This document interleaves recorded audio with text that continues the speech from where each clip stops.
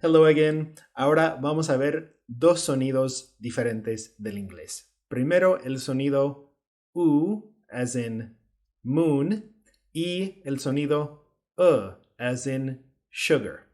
¿Listos? Vamos.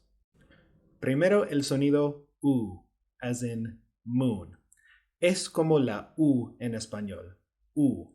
La diferencia es que el sonido se alarga más en inglés, como muchos de los otros sonidos. U. Nota que en español se corta inmediatamente el aire. U. U. En inglés no. En inglés lo alargas más. U. U. Hacelo conmigo. U. U. U. U. Bien, ahora practica conmigo el sonido en diferentes palabras del inglés. With the letter U. June, nude, rude, tune. With the letters O. Balloon, food, moon, pool, spoon. 2. Kangaroo, igloo. With the letter O. Do, to, who. With the letters OU. Group, soup. U. OE. Shoe, canoe. UI.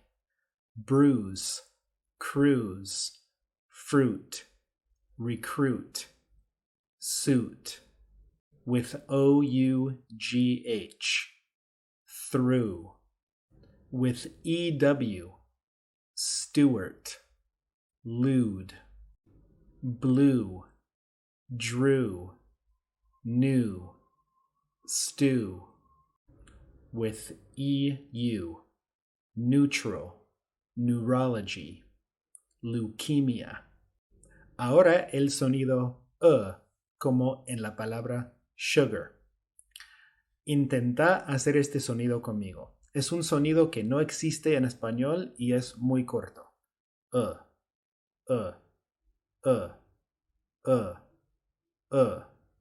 Nota cómo está posicionada la boca, cómo están posicionados los labios. Uh.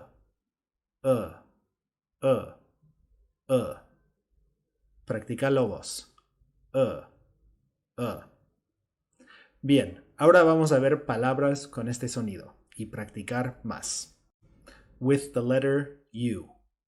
Bull, fool, bush, push, cushion, sugar. Hay muchas palabras con este sonido que usan la OO.